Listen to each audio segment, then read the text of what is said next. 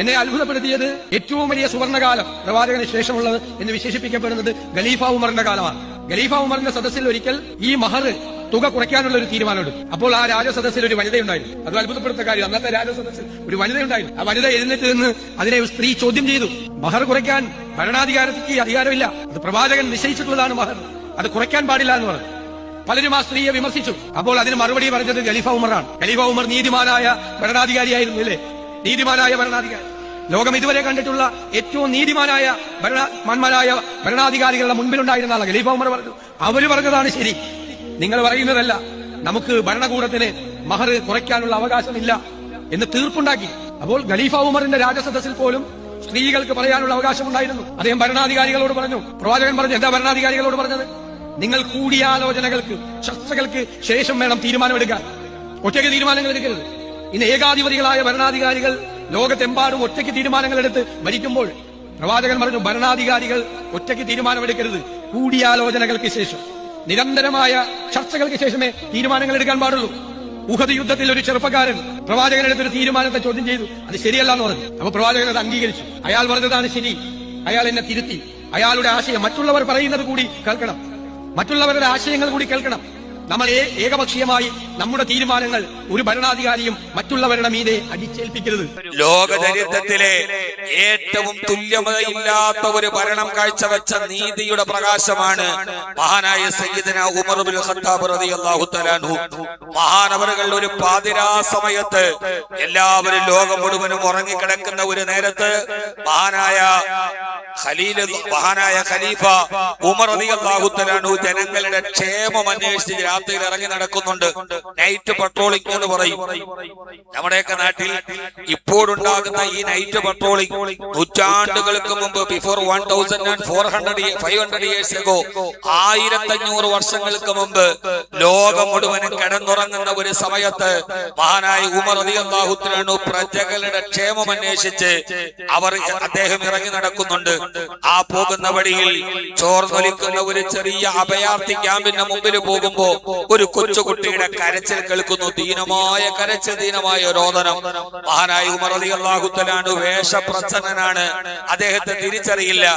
അദ്ദേഹം ആ അഭയാർത്ഥി ക്യാമ്പിന്റെ വാതിലിൽ പോയി നിൽക്കുമ്പോ ഉമ്മയുടെ മടിയിൽ കിടന്ന് ഒരു കുഞ്ഞു മുലപ്പാലിന് വേണ്ടി കരയുകയാണ്. ഉമ്മ മുലപ്പാല് കൊടുക്കാൻ വിസമ്മതിക്കുകയാണ്. ഇത് കണ്ട മഹാനായ ഉമർ റളിയല്ലാഹു അൻഹു വേഷപ്രച്ഛന്നനാണ്, ഖലീഫയാണെന്ന് ആർക്കും അറിയില്ല. ഉമർ റളിയല്ലാഹു തആല അവരോട് ചോദിച്ചു, അന്തി ഉമ്മിസു, ലോകത്തിലെ ഏറ്റവും മോശക്കാരിയായ ഉമ്മ നിങ്ങളാണല്ലോ, മാതാവ് നിങ്ങളാണല്ലോ. നിങ്ങളുടെ മടിത്തട്ടിൽ കിടന്ന് നിങ്ങളുടെ സ്ഥലങ്ങളിൽ പാലുള്ളപ്പോഴും ഒരു കുഞ്ഞ് നിലവിളിച്ചിട്ട് ആ കുഞ്ഞിന് മുലപ്പാല് കൊടുക്കാത്ത നിങ്ങൾ എത്ര വലിയ മോശക്കാരിയാണ് എന്ന് മഹാനായ ഉമർ റളിയല്ലാഹു തആല ചോദിക്കുമ്പോ ആ അഭയാർത്ഥിയായ ഉമ്മ പറയുന്നുണ്ട്, ഞങ്ങൾ ഇറാഖിൽ നിന്ന് യാത്ര ചെയ്തു വന്ന ഒരു കച്ചവട സംഘത്തിലെ ഒരാളാണ്. ഈ പുതിയ കാലത്ത് ഏറെ ശോഭനമായ ഒരു ജീവിതത്തിന്റെ ഭരണ സാന്നിധ്യത്തിന്റെ ചരിത്രം ഇസ്ലാം അവതരിപ്പിക്കപ്പെടുകയാണ്. ഇസ്ലാമിനോട് പറയപ്പെടുകയാണ്, എല്ലായിടത്തും ഇസ്ലാം പ്രതിക്കൂട്ടിലെത്തുന്ന ഒരു കാലം. 2 ദിവസമായി ദൃശ്യശ്രാവ്യ മാധ്യമങ്ങളിൽ ഇസ്ലാമിക സ്വാധീനത്തെ കുറിച്ച് പ്രതിക്കൂട്ടിലാകാൻ സാമുദായിക നേതാക്കന്മാർ വല്ലാതെ വാചാടോപം ചെയ്യുന്ന കാലം. ഇസ്ലാം എന്ന് പറയുന്നത് ഇസ്ലാം വിഭാവനം ചെയ്യുന്ന രാഷ്ട്രീയമേതാണ്, ഇസ്ലാം വിഭാവനം ചെയ്യുന്ന അധികാരമേതാണ് എന്ന് ഞാൻ നിങ്ങളോട് പറഞ്ഞു തരികയാണ്. ആ ഉമർ റളിയല്ലാഹു തആല അൻഹുവിനോട് ആ ഉമ്മ ക്ഷോഭത്തോടെ ചോദിച്ചു, നിങ്ങൾ എന്താണ് ഈ പറയുന്നത്? നിങ്ങൾക്ക് മനസ്സിലായില്ലേ, ഇവിടുത്തെ നാട് ഭരിക്കുന്നത് ഖലീഫ ഉമറാണ്. അദ്ദേഹം ഇന്നൊരു നിയമം തന്റെ സെക്രട്ടേറിയറ്റിൽ അവതരിപ്പിച്ചിട്ടുണ്ട്. ഈ സമയത്ത് മുലകുടി പ്രായം കഴിഞ്ഞ കുട്ടികൾക്ക് മാത്രമേ റേഷൻ അനുവദിക്കുകയുള്ളൂ. അതുകൊണ്ട് മുല കുടിക്കുന്ന കുട്ടികൾക്ക് റേഷൻ കൊടുക്കുകയില്ല. ആ കാലത്ത് അവിടെ ഒരു ക്ഷാമം വന്നു, ആമുർ റമാദ എന്നറിയപ്പെടുന്ന ക്ഷാമം വന്നു. ആ ക്ഷാമം വന്ന സമയത്ത് മുലകുടി പ്രായം കഴിഞ്ഞ കുട്ടികൾക്ക് റേഷൻ ഉണ്ട്, മുലപ്പാല് കുടിക്കുന്നവർക്ക് റേഷൻ ഇല്ല. കാരണം അവർക്ക് വിശപ്പടക്കാൻ മുലപ്പാലുണ്ട്. റേഷൻ സമ്പ്രദായം ആദ്യമായി നടപ്പാക്കുന്നത് എവിടെയാണ്? എവിടെയാണ് റേഷൻ സമ്പ്രദായം? ആദ്യമായി പാവപ്പെട്ടവന്റെ പട്ടിണിയെ കെട്ടാൻ റേഷൻ സമ്പ്രദായത്തെ അവതരിപ്പിക്കപ്പെടുന്നത് ഉമർ റളിയല്ലാഹു തആല അൻഹുവിന്റെ കാലത്താണ്. അതൊരു അവകാശവാദമൊന്നുമല്ല. ഒരു കാലത്ത് നമ്മുടെ കേരളത്തിൽ 2 രൂപയ്ക്ക് അരി കൊടുക്കുന്ന ഒരു സമ്പ്രദായം ഉണ്ടായിരുന്നു. അന്ന് അത് പ്രഖ്യാപിച്ച മുഖ്യമന്ത്രി എല്ലാവരും പുകഴ്ത്തിയതാണ്. ഞാനൊരു വെള്ളിയാഴ്ച മിമ്പറുകളായതുകൊണ്ട് പറയുന്നതിന് ചില പരിമിതികളുള്ളത് കൊണ്ട് ഒരു പേരുകളെ ഞാൻ പരാമർശിക്കുന്നില്ല. നല്ല കാര്യം. പക്ഷെ ആദ്യമായിട്ട് ആരാണ് ഭക്ഷ്യക്ഷാമം ഉണ്ടാകുന്ന ഒരു കാലത്ത് പാവപ്പെട്ടവന് 2 രൂപയ്ക്ക് വില കുറച്ച് അരി കൊടുക്കണമെന്നുള്ള തീരുമാനവും മാതൃകയും ലോകത്ത് സമ്മാനിച്ചതാരാണ്? ثم يأتي من بعد ذلك عام فيه يغاث الناس وفيه يعصرون. മഹാനായ നബിയുല്ലാഹി യൂസുഫ് അലൈഹിസ്സലാത്തു വസ്സലാമാണ്. നമ്മൾ യൂസുഫ് നബിയുടെ കഥ കുറിച്ച് കേട്ടിട്ടുണ്ട്. നമ്മൾ യൂസുഫ് നബിയുടെ കഥ കേൾക്കുന്നത് ഒരു കഥാപ്രസംഗമോ യൂസുഫ് സുലൈഖ പ്രണയത്തിന്റെ പ്രതീകവൽക്കരണമായിട്ട് കേൾക്കുന്നതല്ലാതെ അതിന്റെ ഒരു സാമൂഹ്യ വശമുണ്ട്. അങ്ങകലെ യാക്കൂബ് നബി അലൈഹിസ്സലാത്തു വസ്സലാമിന്റെ മക്കൾ അവിടെ വരുമ്പോ അവർ ഭക്ഷണം വാങ്ങിക്കാൻ പോകുന്നത് കനാനിൽ നിന്ന് അപ്പുറത്ത് മിസ്റിൽ ഒരു ഭരണാധികാരി വന്നിട്ടുണ്ട്. അവിടെ വില കുറച്ച് അരി കൊടുക്കുന്നുണ്ട് എന്ന് അറിഞ്ഞിട്ടാണ് യൂസുഫ് നബി അലൈഹി സ്വലാത്തു വസ്സലാമിന്റെ സഹോദരങ്ങൾ ഈജിപ്തിലേക്ക് പോകുന്നത്. ആദ്യമായി ക്ഷാമം നേരിടുന്ന കാലത്ത് വില കുറച്ച് 2 രൂപയാണെങ്കിലും 1 രൂപയാണെങ്കിലും അരി കൊടുക്കുന്ന ഒരു ഭക്ഷ്യപദ്ധതിയെ കുറിച്ച് ഖുർആൻ പറയുന്നത് സൂറത്ത് യൂസുഫിലാണ്. യുവാക്കളെ, സഹോദരങ്ങളെ, നിങ്ങൾ ഇസ്ലാമിനെ അടുത്ത് നന്നായി മനസ്സിലാക്കിക്കോളൂ. ആദ്യമായി റേഷൻ കൊണ്ടുവരുന്നത് മഹാനായ ഉമർ റളിയല്ലാഹു തആല അൻഹുവാണ്. അദ്ദേഹത്തോട് ചോദിച്ചു, മുലകുടി പ്രായം കഴിഞ്ഞ കുട്ടികൾക്ക് മാത്രമേ റേഷൻ ഉള്ളൂ, ഞാൻ എന്താണ് ചെയ്യുക? മഹാനായ സയ്യിദുനാ ഉമർ റളിയല്ലാഹു തആല ഞെട്ടിത്തരിച്ചു പോയി. ഇന്നലെ ഞാൻ പാർലമെന്റിൽ അവതരിപ്പിച്ച ഒരു നിയമത്തിന്റെ പേരിൽ ഒരു പാവപ്പെട്ട പിഞ്ചു പൈതൽ മദീനയിലെ ഒരു ഉമ്മയുടെ മടിത്തട്ടിൽ കിടന്ന് കരയുന്നത് കണ്ടപ്പോ മഹാനായ ആ നാട് ഭരിക്കുന്ന മുഖ്യമന്ത്രി മഹാനായ ഉമർ റളിയല്ലാഹു തആല നടുങ്ങി തെറിച്ചു. മഹാനവറുകളുടെ കണ്ണുകൾ നിറഞ്ഞു. നേരെ പോയത് തന്റെ വീട്ടിലേക്കാണ്. അവിടെ പോയി മസ്ജിദ് നബവിയിൽ പോയി മഹാനവറുകൾ ഏങ്ങി കരഞ്ഞു. പാതിരാവിന്റെ നിശബ്ദതയിൽ രാവിലെ സുബഹിക്ക് ബിലാൽ റളിയല്ലാഹു അൻഹു ബാങ്ക് വിളിക്കുന്നുണ്ട്. അപ്പോഴും ഉമർ റളിയല്ലാഹു തആല കൊച്ചുകുട്ടികളെ പോലെ ഇങ്ങനെ വിതുമ്പി കരഞ്ഞുകൊണ്ട് മസ്ജിദ് നബവിയുടെ മുമ്പിലുണ്ട്. സുബഹിക്ക് ഇഖാമത്ത് കൊടുത്തു. ഉമർ റളിയല്ലാഹു തആല ഇമാമത്ത് നിന്നു. ആദ്യത്തെ റക്അത്തിൽ സൂറത്തുൽ ഫാത്തിഹ ഓതിയ മഹാനായ ഉമർ റളിയല്ലാഹു തആല വിശുദ്ധ ഖുർആനിലെ ഓതി ഒരു ആയത്തെത്തി. മഹാനായ സയ്യിദുനാ ഉമർ ഇബ്നുൽ ഖത്താബ് റളിയല്ലാഹു തആല മഹാനവറുകൾ ഓതി വന്ന് യൗമ യഖൂമുൻ നാസു ലിറബ്ബിൽ ആലമീൻ യൗമ യഖൂമുൻ നാസു ലിറബ്ബിൽ ആലമീൻ. എല്ലാ ജനങ്ങളും സർവലോക സിട്ടാവായ റബ്ബുൽ ആലമീനായ അല്ലാഹുവിന്റെ മുമ്പിൽ എല്ലാവരും ചോദ്യോത്തര വേളയിൽ നിൽക്കുന്ന നേരം ആയത്ത് പൂർത്തീകരിക്കാൻ ഉമർ റളിയല്ലാഹു അൻഹുവിന് കഴിഞ്ഞില്ല. മസ്ജിദ് നബവിയുടെ മിമ്പർ മിഹ്റാബിന്റെ കീഴിൽ ആ ആയത്ത് പല പ്രാവശ്യം ഓതി ഉമർ റളിയല്ലാഹു അൻഹു കരയാൻ തുടങ്ങി. ഇമാമത്ത് നിൽക്കുമ്പോ യൗമ യഖൂമുൻ നാസു ലിറബ്ബിൽ ആലമീൻ. നാളെ പരലോക നാളിൽ ആരും സിന്ദാബാദ് വിളിക്കാൻ ഒരാളില്ലാതെ, പിന്താങ്ങാൻ ഒരാളില്ലാതെ, രഹസ്യമായും പരസ്യമായും പിന്തുണയ്ക്കാൻ ഒരാളില്ലാത്ത നേരം, അല്ലാഹുവിന്റെ മുമ്പിൽ നിന്നെ നിൽക്കുന്ന നേരം, ചോദ്യത്തിന് മറുപടി പറയേണ്ട നേരം, ഉമർ റളിയല്ലാഹു അൻഹു ആയത്ത് പൂർത്തീകരിക്കാൻ കഴിയാതെ വല്ല വിധേനയും നിസ്കാരം പൂർത്തിയായപ്പോ സഹാബത്ത് ചോദിച്ചു, ഉമറേ റളിയല്ലാഹു തആല എന്തിനാണ് നമസ്കാരത്തിൽ ഇவ்விதം കരയുന്നതെന്ന് ചോദിച്ചപ്പോ ഉമർ റളിയല്ലാഹു അൻഹു കണ്ണു തുടച്ചുകൊണ്ട് പറഞ്ഞു, അത്രേ കം ഖത്തല ഉമറു മിൻ ഔലാദിൽ മദീന. ഈ ഉമർ കാരണത്താൽ മദീനയിലെ എത്ര പിഞ്ചു കുഞ്ഞുങ്ങളാണ് കൊല ചെയ്യപ്പെട്ടിട്ടുണ്ടാവുക. ഉമറിന്റെ ഒരൊറ്റ തീരുമാനം കൊണ്ട് എത്ര കുട്ടികൾ പട്ടിണി കിടന്ന് മരിച്ചിട്ടുണ്ടാകും. റബ്ബേ, നാളെ യൗമ യഖൂമുൻ നാസു ലിറബ്ബിൽ ആലമീൻ, ലോകത്തുള്ള മുഴുവൻ ജനങ്ങളും, ഞാൻ ഭരിച്ചവരും എന്റെ പ്രജകളും ലോകത്തുള്ള മുഴുവൻ ജനങ്ങളും രാജാതിരാജനായ റബ്ബിന്റെ മുമ്പിൽ നിൽക്കുന്ന നേരം, ഉമറെ നിൽക്കവിടെ, ഈ ചോദ്യത്തിന് മറുപടി പറഞ്ഞിട്ട് പോയാൽ മതി എന്ന് എന്നോട് എന്റെ പടച്ചറപ്പ് ചോദിച്ചാൽ ഞാൻ എങ്ങനെയാണ് ഒരടി മുമ്പോട്ട് വെക്കാൻ കഴിയുക? കം ഖത്തര ഉമറു മിൻ ഔലാദിൽ മദീന. സ്വജനപക്ഷപാതിത്വത്തിന്റെ ഭാഗമായിട്ടല്ല, ആർക്കെങ്കിലും മറിച്ചു വിട്ടതല്ല. ആമുർ റമാദ എന്ന പേരിൽ അറേബ്യയിൽ നിന്ന് അടിച്ചു വീശിയ ക്ഷാമം കാരണത്താൽ, ഭക്ഷ്യക്ഷാമം കാരണത്താൽ അതിനെ മറികടക്കാൻ വേണ്ടി നിർമ്മിച്ച ഒരു നിയമത്തിന്റെ പേരിൽ യൗമ യഖൂമുൻ നാസു ലിറബ്ബിൽ ആലമീൻ, സർവ്വലോകരക്ഷിതാവായ റബ്ബിന്റെ മുമ്പിൽ എന്റെക്കാൾ വലിയ, എന്നെ മന്ത്രിയാക്കിയ, എന്നെ മുഖ്യമന്ത്രിയാക്കിയ, എന്നെ ഉത്തരവാദിത്വം ഏൽപ്പിച്ച എന്റെ മാലിക്കുൽ മുലൂക്കായ റബ്ബിന്റെ മുമ്പിൽ എന്നെ വിചാരണ ചെയ്യപ്പെടുന്ന ഒരു നാളുണ്ട് എന്ന ബോധ്യത്തിലാണ് ഒരു നല്ല ഭരണാധികാരി രൂപാന്തരപ്പെടുക. ഇസ്മായിൽ നബി അലൈഹിസ്സലാത്തു വസ്സലാം ഇന്നഹു കാന സാദിഖൽ വഅദി, മഹാനായ ഇസ്മായിൽ അലൈഹിസ്സലാത്തു വസ്സലാം വാഗ്ദാനങ്ങൾ പൂർത്തീകരിക്കുന്ന ആളായിരുന്നു. ഇസ്മായിൽ നബിയുടെ സുന്നത്തിലെ ഉളുഹിയറുക്കൽ മാത്രമല്ല നടപടി, അത് നടപടിയാണ്, അത് പ്രധാനപ്പെട്ട നടപടിയാണ്. പക്ഷേ സാമൂഹികമായി നമ്മുടെ ഓരോ കാലങ്ങളിലെയും ഇതിനെ വായിച്ചെടുക്കാൻ നമുക്ക് കഴിയണം. ഈ കേട്ടത് തന്നെ നമ്മൾ കേട്ടതും പറയുന്നത് തന്നെ പറയുന്നതുമല്ല. ഈ കാലത്തും ഇസ്മായിൽ നബി അലൈഹിസ്സലാത്തു വസ്സലാം ഇന്നഹു കാന സാദിഖൽ വഅദ്, മഹാനവറുകൾ വാക്കുകൾ പൂർത്തീകരിച്ച ആളായിരുന്നു, വാഗ്ദാനം പൂർത്തീകരിച്ച ആളായിരുന്നു. ഇതാണ് ഇസ്ലാം മുമ്പോട്ട് വെക്കുന്ന രാഷ്ട്രീയം. രാഷ്ട്രീയത്തിൽ മതം ഇടപെടാമോ എന്ന ചോദ്യം നമ്മുടെ മുമ്പിലുണ്ട്. മതത്തിൽ രാഷ്ട്രീയം ഇടപെടാൻ പാടില്ല എന്നതാണ് മിക്കവാറും ആളുകളുടെ ചോദ്യവും ഉത്തരവും. മതവും രാഷ്ട്രീയവും ഒന്നാകുമ്പോ ആ രാജ്യത്തിന്റെ പ്രധാനമന്ത്രി ആ നാട്ടിലെ ഇമാമായിരുന്നപ്പോൾ ഒരു കാലത്തെ കുറിച്ചാണ് ഞാൻ പറഞ്ഞത്.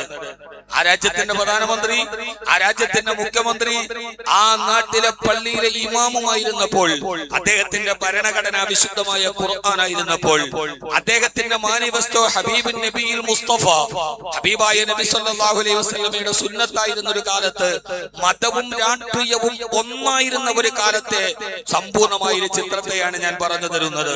മഹാനായ ഇസ്ലാം മുമ്പോട്ട് വെക്കുന്ന ഒരു രാഷ്ട്രീയമുണ്ട്. ആ രാഷ്ട്രീയം മതാധിപത്യ രാജ്യത്തിന്റെ രാഷ്ട്രീയമല്ല, മന്ത്രിമാരെ വീതം വെച്ച് ചോദിച്ചു വാങ്ങിക്കുന്ന രാഷ്ട്രീയമല്ല.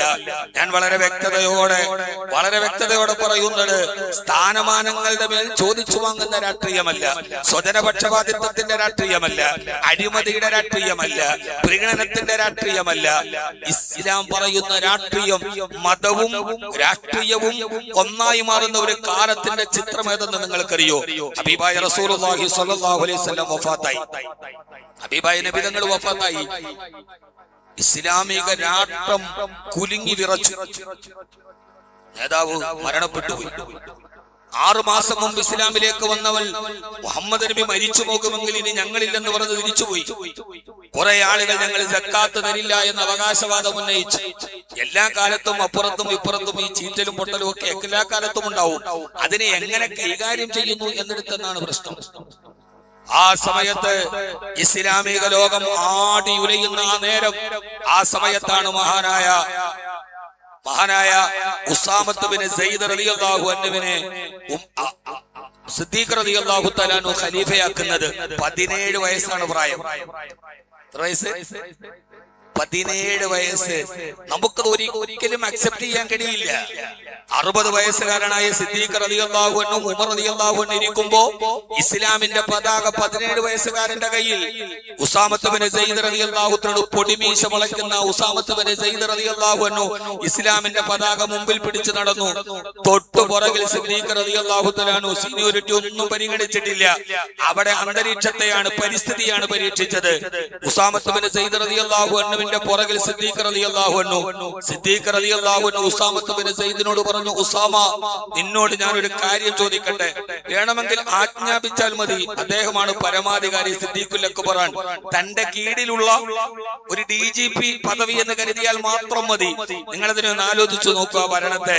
ഉസാമ, നീ നിന്റെ കൂടെ, സൈന്യത്തിന്റെ കൂടെ ഞാൻ മാത്രം മദീനയിൽ എന്റെ ഉമറിനെയും കൊണ്ടുപോയാൽ ഞാൻ ഒറ്റയ്ക്കായി പോകും.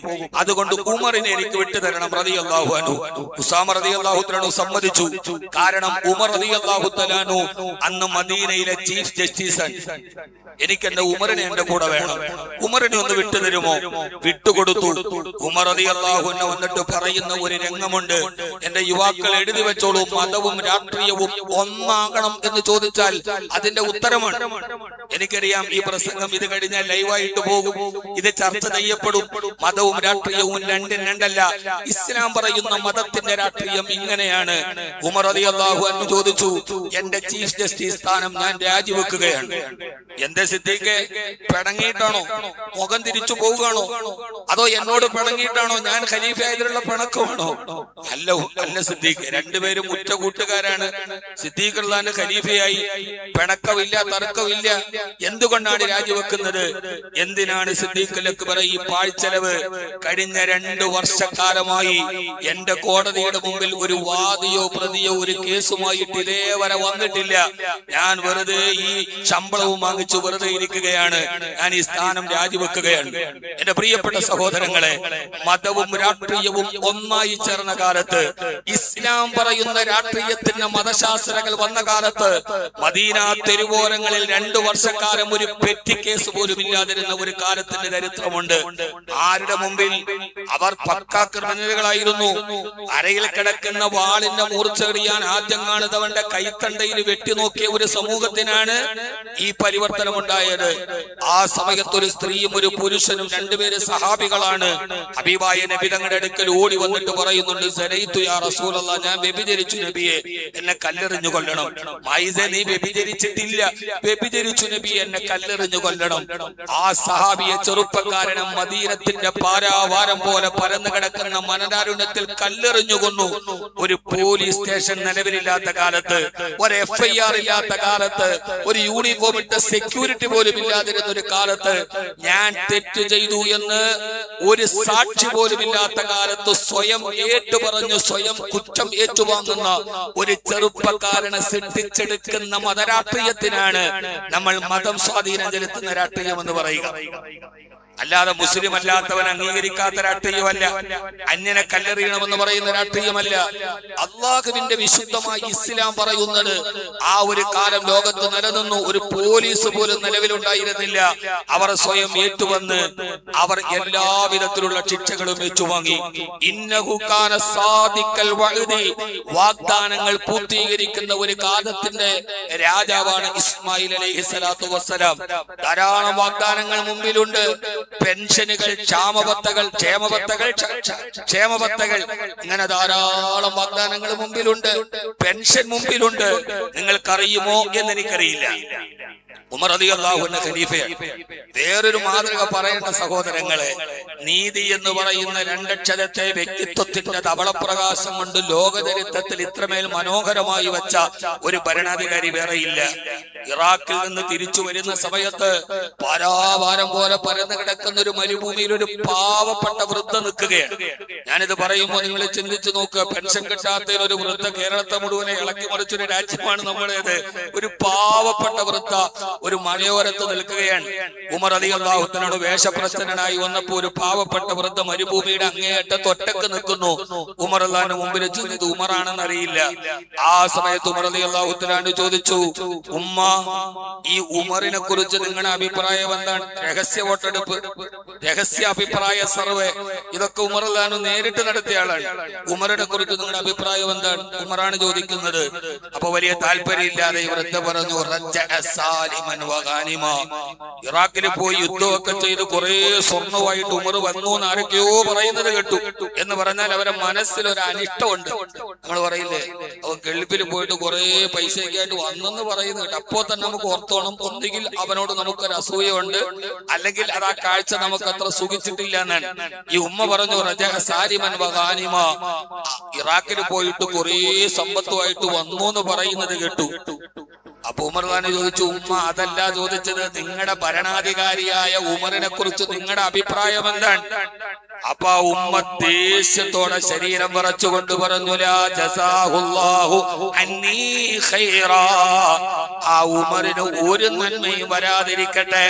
നമ്മൾ പറയല്ലോ, ഉമർ നശിച്ചു പോവട്ടെ എന്നവര് പ്രാവി. ആരെ? ഉമർ റളിയല്ലാഹു അൻഹുവിനെ കൽത്തുറുങ്കിൽ അടച്ചില്ല, കയ്യാമം വെച്ചില്ല. വിയോജിച്ചതിന്റെ പേരിൽ ഒരു ശകാരം പോലും ഉണ്ടായിട്ടില്ല. വിയോജിപ്പിന്റെ പേരിൽ കൽബുർഗി വെടിയേറ്റ് വീണത് വിയോജിച്ചതിന്റെ പേരിലാണ്. കൽബുർഗി വെടിയേറ്റ് വീണത് വിയോജിച്ചതിന്റെ പേരിലാണ്. നമ്മുടെ ഇടയിൽ വിയോജിപ്പുണ്ടാവണം.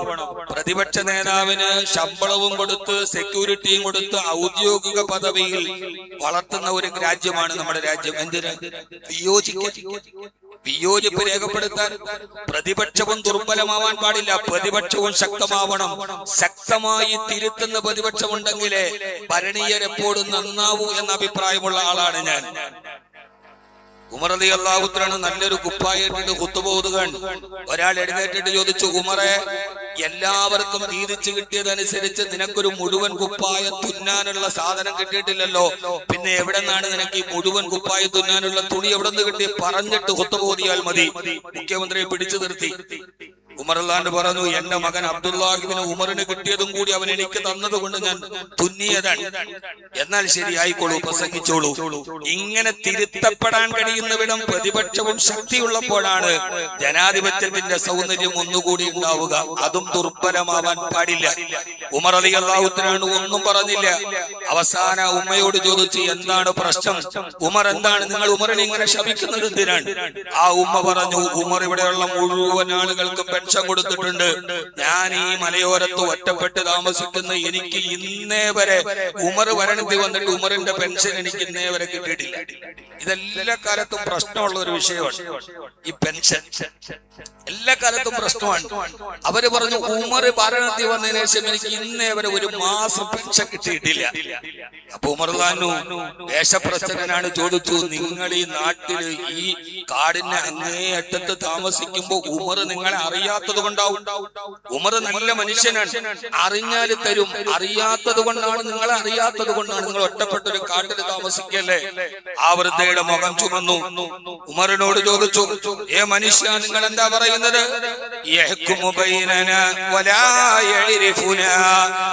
അയാള് ഞങ്ങളുടെ രാജാവാണെന്ന് പറയുന്നു, എന്നിട്ട് ഞങ്ങളെ കുറിച്ച് അറിയില്ലെന്നും പറയുന്നു. നാളെ പടച്ചറപ്പിന് മുമ്പിൽ ഉമറിന് ഈ ന്യായം പറഞ്ഞ് രക്ഷപ്പെടാൻ കഴിയുമോ?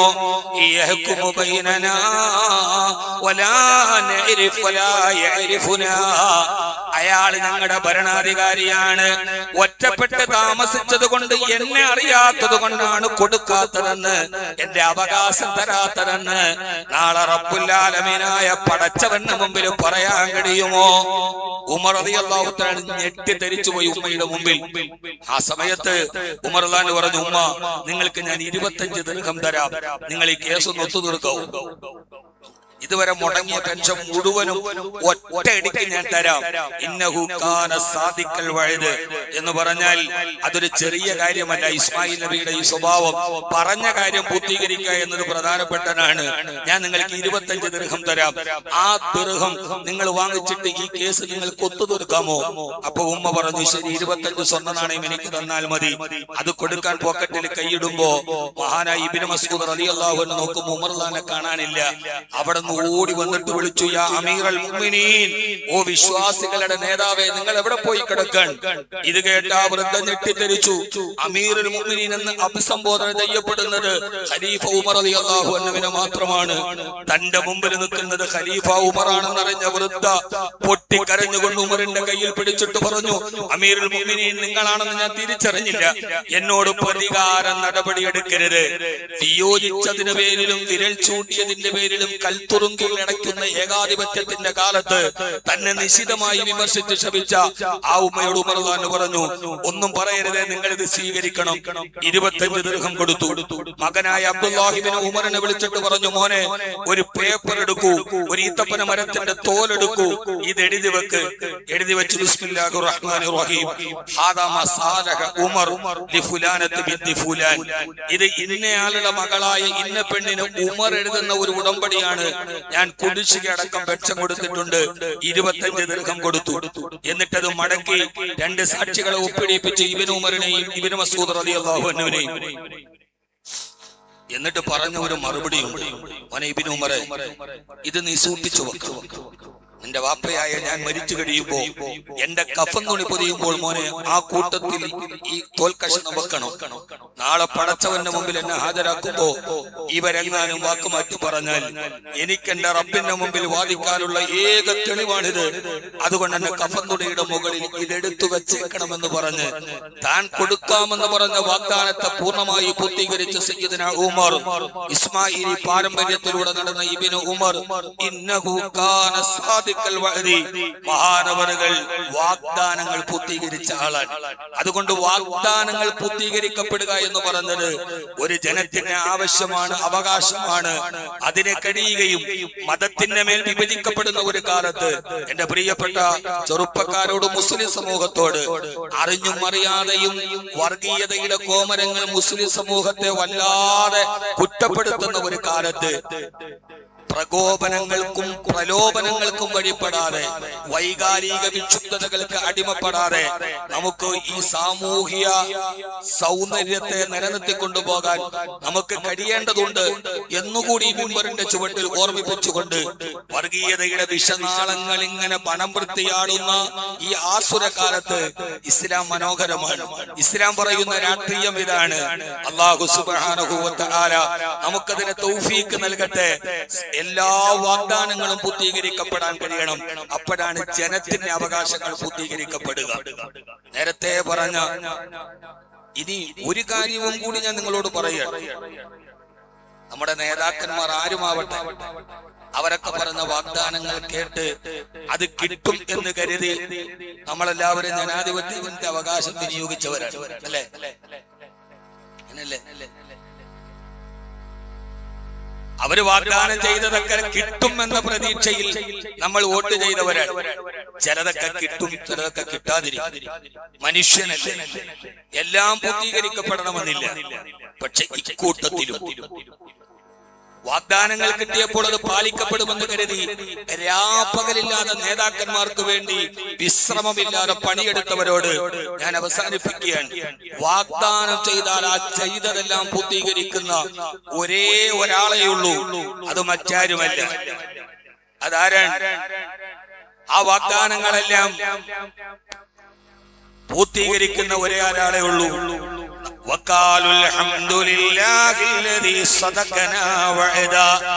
നാളെ മനോഹരമായ സ്വർഗത്തിന്റെ കവാടം തുറക്കുമ്പോ വിശ്വാസികൾ പറയുമത്രേ, അൽഹംദുലില്ലാഹ്, സർവസ്തുതിയും നിനക്കാണ് റബ്ബേ, അല്ലദീ സദഖനാ വഅദാ, നീ ഞങ്ങൾക്ക് ചെയ്ത വാഗ്ദാനങ്ങളൊക്കെ നീ പൂർത്തീകരിച്ചല്ലോ അല്ലാഹ്. അല്ലദീ സദഖനാ വഅദാ, നീ വാഗ്ദാനം ചെയ്ത ഒന്നും കുറഞ്ഞിട്ടില്ലല്ലോ റബ്ബേ. വാഗ്ദാനം ചെയ്താൽ അത് മുഴുവനും ഒട്ടും കുറയാതെ തരുന്ന ഒരേ ഒരാൾ നമ്മുടെ റബ്ബാണ്. അവന് വേണ്ടി രാത്രിയും പകലും കഷ്ടപ്പെട്ടാൽ കിട്ടുമെന്ന കാര്യത്തിൽ ഉറപ്പാണ്. കാരണം അള്ളാഹുവിന്റെ ഖജനാവിൽ പൂച്ചചത്ത് കിടക്കുന്നുമില്ല, അതൊട്ട് ഇല്ല എന്നും വറ്റിപ്പോകുമെന്നുള്ള നിരാശയും വേണ്ട. വലില്ലാഹി ഖസായിനുസ് സമാവാതി വൽ അർദ്, ആകാശഭൂമികളോളം വിശാലമായ ഖജനാവ് അവന്റെ കയ്യിലുണ്ട്. അവൻ വാഗ്ദാനം ചെയ്താൽ തരും. നിങ്ങൾ ഉലുകിയ അറുത്തോളൂ, നിങ്ങൾക്ക് ഞാൻ ആ മൃഗത്തിന്റെ രോമത്തിനനുസരിച്ച് പാപങ്ങൾ പുറത്തു തരാമെന്ന് എന്റെ റബ്ബ് പറഞ്ഞിട്ടുണ്ടെങ്കിൽ അവൻ പുറത്തു തന്നിരിക്കും. നിങ്ങൾ ഒരു തസ്ബീഹ് സുബ്ഹാനല്ലാഹ് പറഞ്ഞോളൂ. ഇവിടെ കിട്ടിയില്ലെങ്കിൽ സ്വർഗത്തിൽ നിങ്ങൾക്കൊരു വൃക്ഷം ഞാൻ നട്ടുതരാമെന്ന് പറഞ്ഞാൽ അതവൻ തന്നിരിക്കും. ചെയ്യുന്ന ജോലിക്ക് ഒട്ടും കുറയാതെ കൂലി തരുന്ന ഒരേ ഒരു മുതലാളിയേ ഉള്ളൂ. അതാരാണ്?